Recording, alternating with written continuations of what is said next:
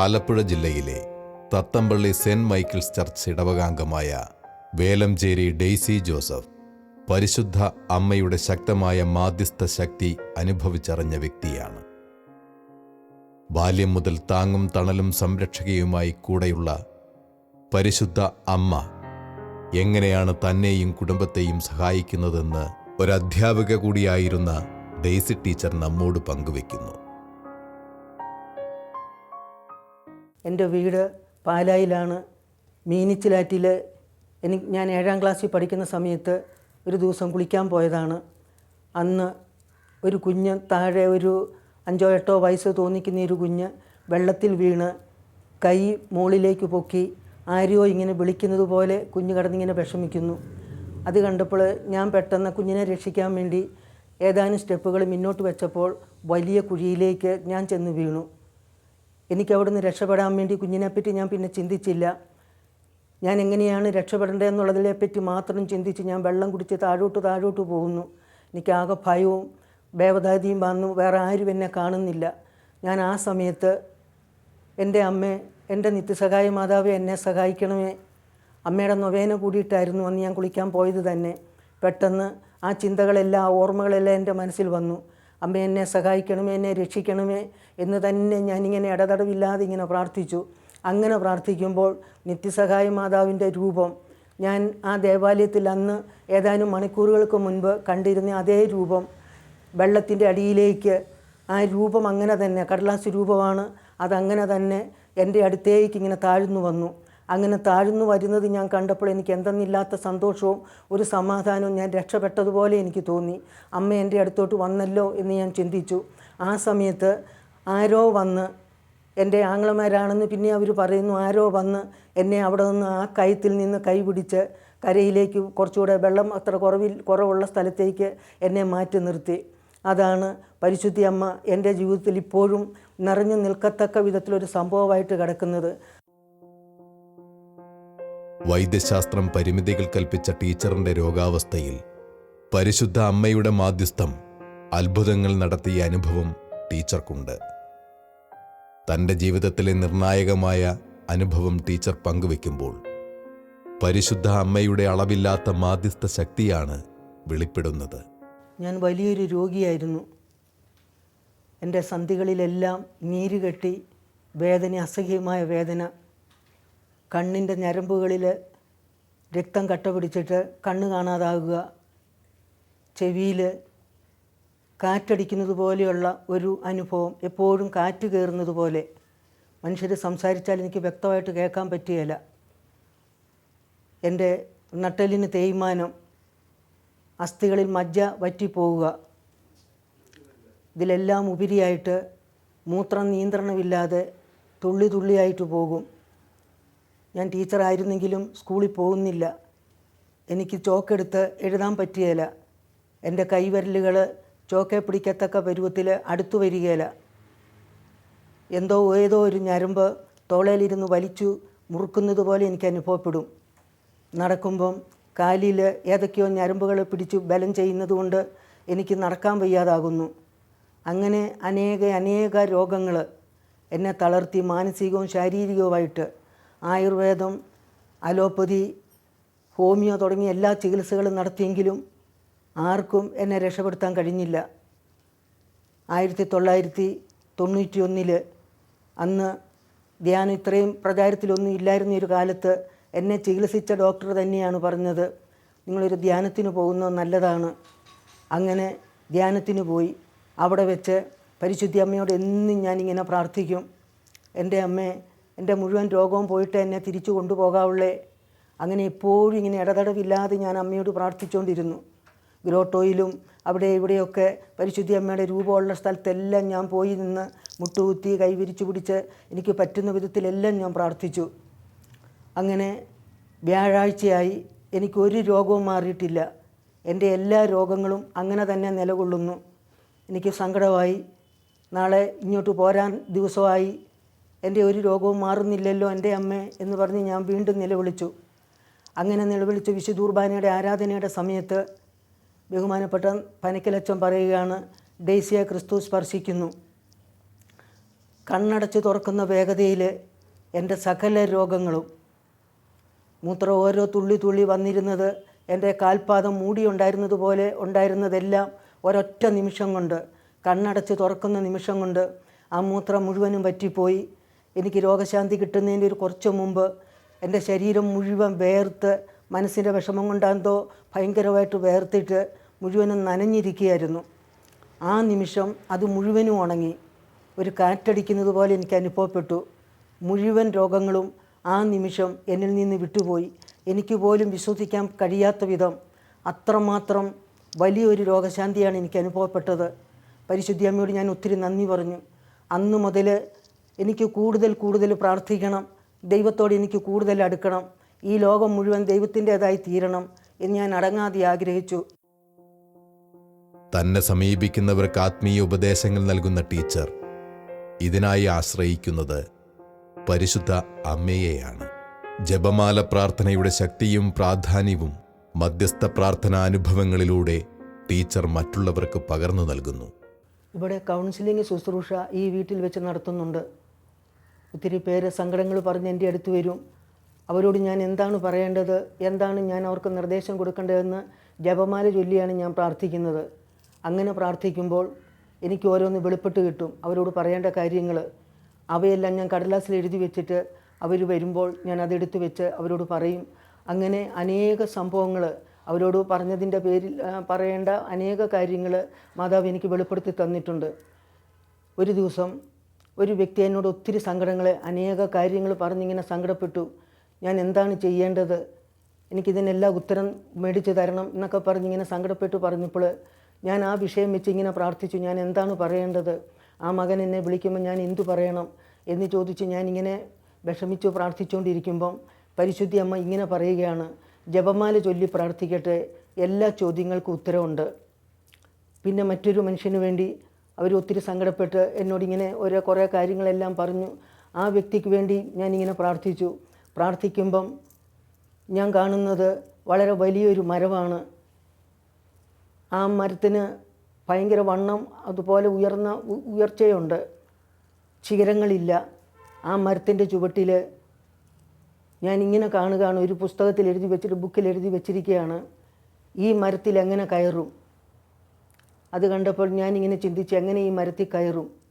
അപ്പോഴാണ് ഇതിന് ശിഖരങ്ങളില്ലെന്നും ഇത് ഇത്രയും വണ്ണവും വലിപ്പവും ഉള്ളതാണെന്ന് ഞാൻ അറിയുന്നത്.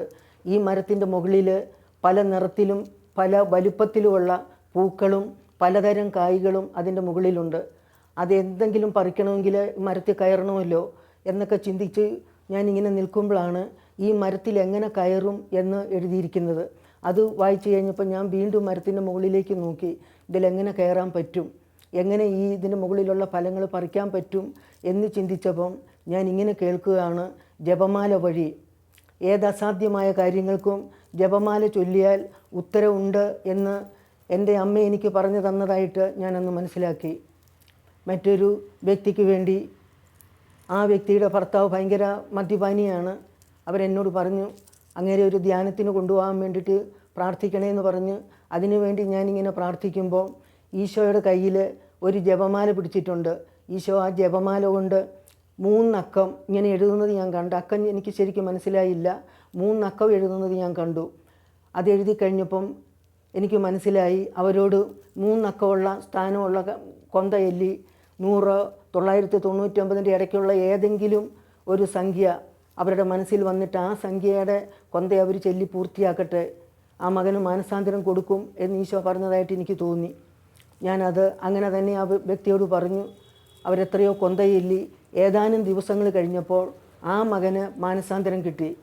ഇതുപോലെ തന്നെ ഞാൻ മറ്റു പലരോടും ഇത്ര കൊന്ത നിങ്ങൾ ചൊല്ല്, നിങ്ങൾക്ക് ഈ കാര്യം സാധിക്കുമെന്ന് ഞാൻ പറയാറുണ്ട്.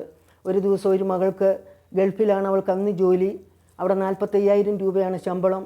അവൾ ഗൾഫിലായിരിക്കുമ്പോൾ ലണ്ടനിലേക്ക് പോകാനുള്ള ഓർഡർ അവൾക്ക് കിട്ടി. അവൾക്കതിന് പോകാൻ മാർഗ്ഗമില്ല, അവിടുന്ന് പാസ്പോർട്ട് കൊടുത്ത് വിടുകയില്ല.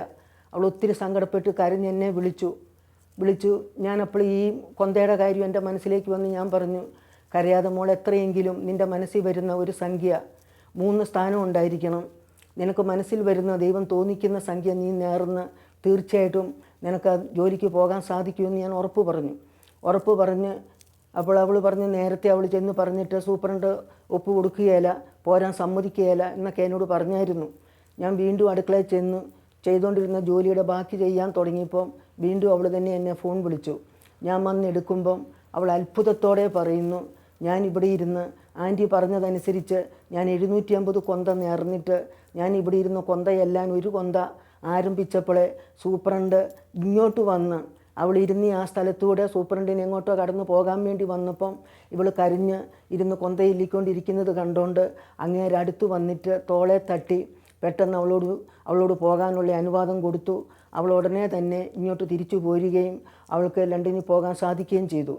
പലർക്കും കല്യാണം നടക്കാൻ താമസിക്കുന്നവരുമൊക്കെ ഒത്തിരി 30, 33 ഒക്കെ വയസ്സായിട്ടും വിവാഹം നടക്കുന്നില്ലെന്നും പറഞ്ഞ് ചിലരിങ്ങനെ സങ്കടം വന്ന് പറയുമ്പോഴും ഞാൻ അവരോട് ഈ പറയുന്നത് പോലെ തന്നെ നിങ്ങൾ ഇത്ര കൊന്ത ചൊല്ലി നിങ്ങളുടെ മനസ്സിൽ തോന്നിക്കുന്ന കൊന്ത എത്രയെന്ന് നിങ്ങൾക്ക് തോന്നിക്കുന്നോ അത് നിങ്ങൾ നേർന്നിട്ട് ആ കൊന്ത നിങ്ങൾ പൂർത്തിയാക്കി കഴിയുന്നതിൻ്റെ മുമ്പ് തീർച്ചയായിട്ടും നിങ്ങൾക്ക് ഈ കാര്യം നിങ്ങൾ ആഗ്രഹിക്കുന്ന കാര്യം നിങ്ങൾക്ക് സാധിച്ചു കിട്ടും എന്ന് ഞാനിങ്ങനെ തർപ്പിച്ച് പറയാറുണ്ട്.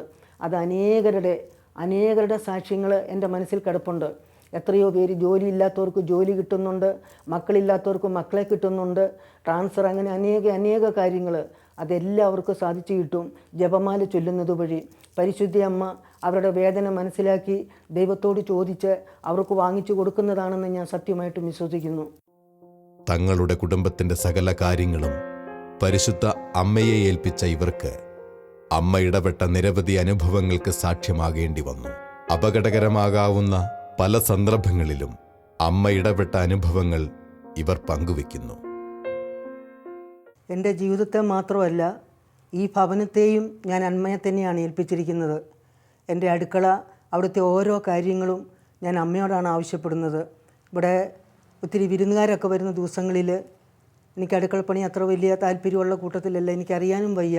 അതുകൊണ്ട് ഞാൻ അമ്മയോട് പറയും, എൻ്റെ അമ്മേ ഇവരൊക്കെ വരുന്നുണ്ടല്ലോ, അമ്മ എന്നെ സഹായിക്കണമേ എന്ന് പറഞ്ഞ് ഞാൻ അമ്മയെ ഏൽപ്പിച്ച് കഴിയുമ്പോൾ ആ കാര്യങ്ങളെല്ലാം വളരെ ഭംഗിയായിട്ട് അമ്മ അടുക്കളയിൽ അങ്ങോട്ടും ഇങ്ങോട്ടും നടക്കുന്നതൊക്കെ ഞാൻ കാണാറുണ്ട്.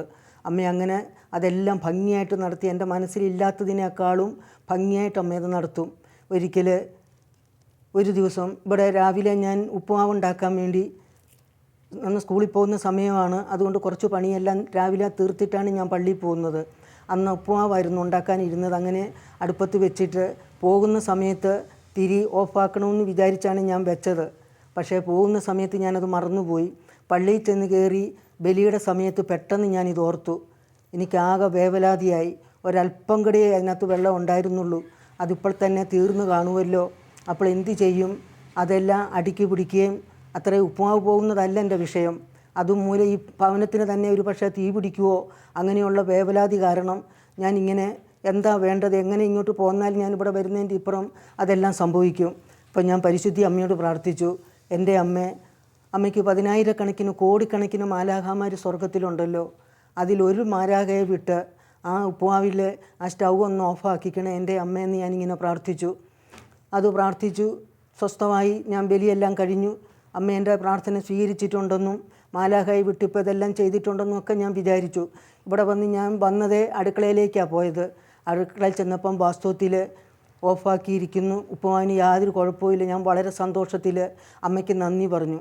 ഇച്ചിരി സമയം കഴിഞ്ഞപ്പോൾ എൻ്റെ രണ്ടാമത്തെ മകൻ ഇവിടെ ഉണ്ടായിരുന്നു. അവൻ എഴുന്നേറ്റ് വന്നിട്ട് പറഞ്ഞു, എൻ്റെ മമ്മി പള്ളിയിൽ പോകുമ്പോൾ ഈ തിരിയൊക്കെ ഓഫാക്കിയേച്ചൊക്കെ പോകണേ എന്ന് പറഞ്ഞപ്പോൾ ഞാൻ ചോദിച്ചു അതെന്താണെന്ന് ചോദിച്ചപ്പോൾ അവൻ പറഞ്ഞു, അവൻ കിടന്നുറങ്ങുന്ന മുറിയുടെ വാതുക്കൽ ഒരു സ്ത്രീ ശബ്ദത്തിൽ അവനെ തന്നെ വിളിക്കുന്നു, അവൻ്റെ പേര് വിളിച്ചാരോ വിളിക്കുന്നു. അതുകൊണ്ട് അവൻ അവിടുന്ന് പെട്ടെന്ന് എഴുന്നേറ്റ് പുറത്ത് വന്ന് കതവ് തുറന്നു നോക്കുമ്പോൾ ആരും അവിടെ ഇല്ല. അവൻ വീണ്ടും പോയി കിടന്നു. പിന്നെ അവൻ കേൾക്കുന്നത് അടുക്കള വശത്ത് നിന്ന് ആരോ വിളിക്കുന്നതായിട്ട്. അപ്പോൾ അവനിങ്ങനെ മുൻവശത്ത് ഇല്ലാഞ്ഞെങ്കിൽ അടുക്കള വശത്ത് പോയി വിളിക്കുകയായിരിക്കും എന്ന് വിചാരിച്ച് അവിടെ ചെന്നപ്പോൾ അവിടെ ആരുമില്ലല്ലോ എന്ന് വിചാരിച്ച് അവൻ ആ കതക് അടച്ച് തിരിച്ചു പോരാൻ സമയത്ത് അടുപ്പയിൽ തീ കത്തുന്നത് കണ്ട് പെട്ടെന്ന് അവൻ ആ സ്റ്റൗ ഓഫാക്കി. അത് പരിശുദ്ധി അമ്മയാണ് തീർച്ചയായിട്ടും അവനെ വിളിച്ചെഴുന്നേൽപ്പിച്ചത്, അവനെ കൊണ്ട് ഓഫാക്കിച്ചത്. മാലാഖമാരല്ല, അവൻ തന്നെയാണ് അത് ഓഫാക്കിയത്. എൻ്റെ അമ്മയോട് എന്ത് കാര്യം, എങ്ങനെയുള്ള കാര്യം, വീട്ടിലെ കാര്യമോ കുടുംബത്തിലെ എന്ത് പറഞ്ഞാലും അമ്മ അത് അങ്ങനെ തന്നെ അനുസരിക്കുന്ന ഒത്തിരി അനുഭവങ്ങൾ ഇതുപോലെ എൻ്റെ മനസ്സിലുണ്ട്. പരിശുദ്ധ അമ്മയുടെ സംരക്ഷണമാണ് ഈ കുടുംബത്തിൻ്റെ ശക്തി. ഈ കൈകളിലെ ജപമാലയിലൂടെ ഇവർ തങ്ങളുടെ ജീവിതം മുന്നോട്ട് കൊണ്ടുപോകുന്നു. വ്യത്യസ്തമായ ജീവിതാവസ്ഥകളിൽ പരിശുദ്ധ അമ്മ ശക്തമായി കടന്നു വന്ന ജീവിതാനുഭവങ്ങൾ കൂടുതൽ ശക്തമായി അമ്മയിൽ ആശ്രയിക്കുവാൻ ഇവരെ പ്രചോദിപ്പിക്കുന്നു. ഒരിക്കൽ ഈശോ എന്നോട് ചോദിച്ചു, പാപികളുടെ മാനസാന്തരത്തിനു വേണ്ടി നിനക്ക് എന്ത് ചെയ്യാൻ കഴിയും? ഞാൻ കുറച്ച് സമയം ഇരുന്ന് ആലോചിച്ചിട്ട് ഈശോയോട് തിരിച്ചു ചോദിച്ചു, എനിക്ക് എന്ത് ചെയ്യാൻ കഴിയും? എനിക്ക് ചെയ്യാൻ കഴിയുന്നത് അങ്ങ് എനിക്ക് അനുവദിക്കണമേ. മുട്ടുകുത്തി കൈ വിരിച്ചുപിടിച്ച് പ്രാർത്ഥിക്കാനൊന്നും എനിക്ക് പറ്റുകയില്ല. ഭക്ഷണം കഴിക്കാതെ ഉപവാസം നിൽക്കുവാൻ പറ്റുന്നില്ല ആരോഗ്യപരമായിട്ട്. പിന്നെ എനിക്ക് എന്ത് ചെയ്യാൻ പറ്റുമോ അതങ്ങ് അനുവദിക്കണമേ എന്ന് ഞാൻ പ്രാർത്ഥിച്ചു. ഒരാഴ്ച 2 ആഴ്ചയൊക്കെ കഴിഞ്ഞപ്പോൾ എൻ്റെ ഇടതുവശത്തെ തോളെല്ലിന് ഭയങ്കര വേദന. ഞാൻ തന്നെ വിക്സു അത് ഇതൊക്കെ ഇട്ട് തൂത്തു എല്ലാം നടന്നു, കുറയുന്നില്ല. ഡോക്ടറെ അടുത്ത് പോയി. ഡോക്ടർ എന്തോ തിരുമ്മി ചൂടി വെക്കാൻ തന്നു, അതങ്ങനെ ചെയ്തു, എന്നിട്ട് മാറിയില്ല. വീണ്ടും ചെന്നപ്പം ഡോക്ടർ പറഞ്ഞു നമുക്കൊന്ന് സ്കാൻ ചെയ്ത് നോക്കാം. നോക്കിയപ്പോൾ തോളെല്ല് സ്റ്റക്കായിട്ടിരിക്കുന്നു. അപ്പം ഡോക്ടർ തന്നെ ഞടുങ്ങിയിട്ട് പറഞ്ഞു, അയ്യോ ഇത് തീർച്ചയായിട്ടും ഓപ്പറേഷൻ ചെയ്യണമല്ലോ. അപ്പം ഞാനും ഭർത്താവുമായിട്ടാണ് ഡോക്ടറെ അടുത്ത് പോയിക്കൊണ്ടിരുന്നത്. അങ്ങേര് പറഞ്ഞു, നിങ്ങൾ 2 പേരെ ഉള്ളെങ്കിൽ ഇത് ചെയ്യാൻ, ഇത് ഇച്ചിരി റിസ്ക് പിടിച്ച ഒരു ഓപ്പറേഷനാണ്, അതുകൊണ്ട് മക്കളാരെങ്കിലും. അപ്പം ദുബായിലുള്ള മകനെ വരുത്തി. അങ്ങനെ ഞങ്ങൾ ഡോക്ടറെ അടുത്ത് ചെന്നു. ഡോക്ടർ പറഞ്ഞു ഇത് വളരെ ബുദ്ധിമുട്ട് പിടിച്ചതാണ്, ഞാനത് എൻ്റെ കഴിവ് പോലെ നോക്കാം എന്ന് പറഞ്ഞ് ഞങ്ങൾ ഇരിക്കെ ചെയ്ത് തന്നെ അനസ്തേഷ്യ ഡോക്ടറെയൊക്കെ ബുക്ക് ചെയ്തെല്ലാം സംഗതി ശരിയായി നാളെ രാവിലെ 7:30 ചെല്ലാനും പറഞ്ഞ് ഞങ്ങളെ വിട്ടു. ഇവിടെ വന്നു കഴിഞ്ഞപ്പോൾ ചിലരൊക്കെ പറഞ്ഞു, പരിചയത്തിലുള്ള ഒരു നേഴ്സുമാരൊക്കെ പറഞ്ഞു ഈ ഓപ്പറേഷൻ ചെയ്താൽ കൈ തളർന്നു പോകും. വേറൊരു കൂട്ടർ പറയുന്നത് ചെയ്തില്ലെങ്കിൽ കൈ തളരും, കൈ വെറുതെ കമ്പ് പോലെ ഇങ്ങനെ കിടക്കുകയുള്ളൂ എന്നവർ പറഞ്ഞു. അങ്ങനെ ഞാനിങ്ങനെ പരിശുദ്ധി അമ്മയോട് പ്രാർത്ഥിച്ച്, എൻ്റെ അമ്മേ ഞാൻ എന്താ ചെയ്യേണ്ടത്? ഞാൻ എൻ്റെ കൈ ഈശോയ്ക്ക് കൊടുത്തിരിക്കുകയാണ്, ഈശോയുടെ ഇഷ്ടം പോലെ നടക്കട്ടെ എന്ന് പറഞ്ഞ് ഞാനിങ്ങനെ അതിനെപ്പറ്റി ചിന്തിച്ച് പ്രാർത്ഥിച്ചുകൊണ്ടിരിക്കുമ്പോൾ എൻ്റെ ഇടത് കൈ മുഴുവൻ കറുത്ത തേനീച്ച വന്ന് പൊതിഞ്ഞിരിക്കുന്നു.